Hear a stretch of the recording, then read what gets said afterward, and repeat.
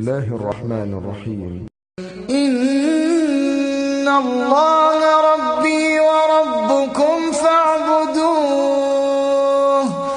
هذا صراط مستقيم.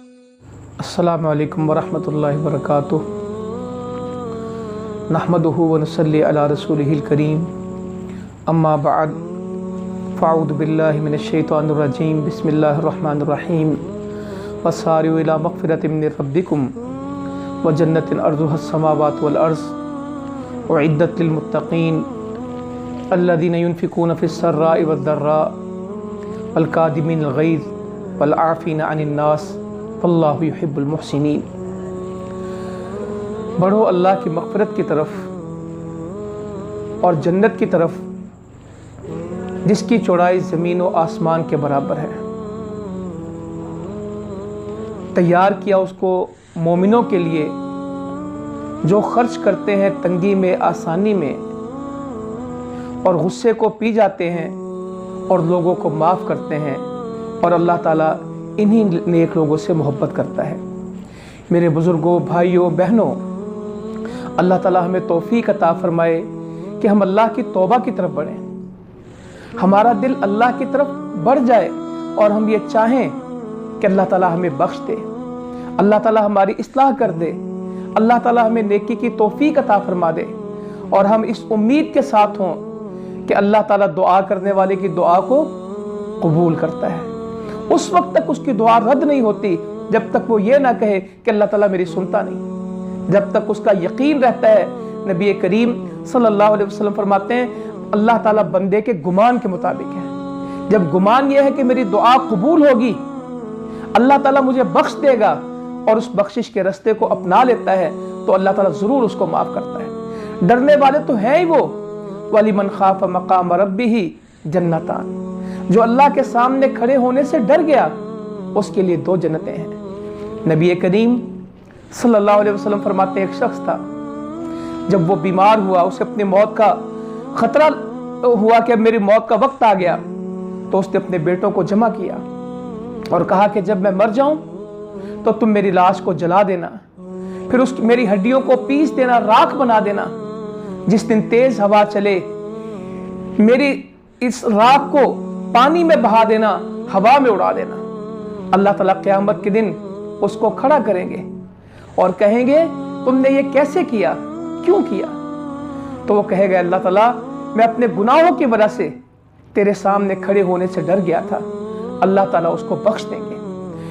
رسول اللہ صلی اللہ علیہ وسلم فرماتے ہیں ایک شخص 99 دفتر گناہوں کے لے کے آئے گا اور ایک رجسٹر زمین و آسمان کے برابر ہوگا، اور اسے گمان ہوگا کہ مجھ سے زیادہ کوئی گناہگار نہیں. اللہ تعالیٰ اس سے پوچھیں گے تیرے پاس کوئی نیکی ہے؟ تو وہ کہے گا کہ نہیں.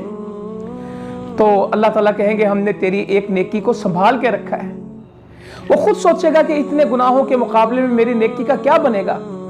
اللہ تعالیٰ اس کو ایک نیکی دیں گے کہ جو تم نے گواہی دی تھی کہ اللہ کے سوا کوئی معبود نہیں ہے، اس کلمے کو لے جاؤ اور جا کے تلوا لو.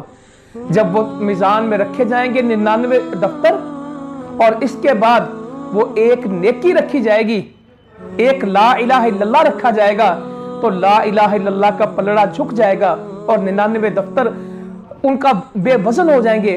رسول اللہ صلی اللہ علیہ وسلم فرماتے ہیں اللہ کے نام سے زیادہ کوئی وزنی نہیں. ایک آدمی نے 99 قتل کیے اور وہ کسی آدمی کے پاس گیا، کہنے لگا کیا میرے لیے توبہ ہے، کیا میرے لیے توبہ ہے؟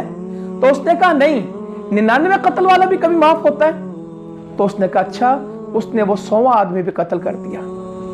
اور پھر ایک عالم کے پاس گیا اور کہنے لگا اس کے دل میں توبہ موجود تھی، اس کے دل میں یہ تھا کہ اللہ تعالیٰ مجھے بخش دے گا، اس کی یہ جستجو اور طلب تھی. 99 قتل کر کے بھی کیا، 100 قتل ہوئے تو بے قراری ختم نہیں ہوئی.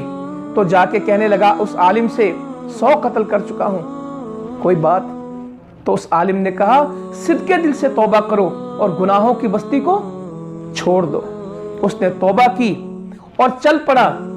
رستے میں موت آ گئی. جہنم کے فرشتے آئے کہ 100 کا قاتل ہے، جنت کے لوگ آئے کہ توبہ کرنے والا ہے. اللہ تعالیٰ نے کہا زمین کو ناپ لو، جس کے قریب ہے وہ لے جائے، اور اس کو کس کے قریب کر دیا؟ نیک لوگوں کی بستی کے قریب کر دیا۔ تو میرے بزرگوں بھائیوں، ہمیں آج توبہ کی طرف آنا ہے، اللہ کی رحمت کی طرف آنا ہے، اللہ کی رحمت سے نا امید نہیں ہونا۔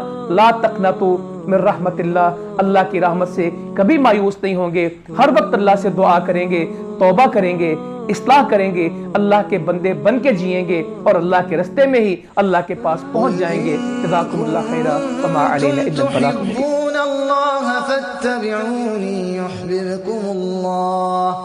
يحببكم الله ويغفر لكم ذنوبكم والله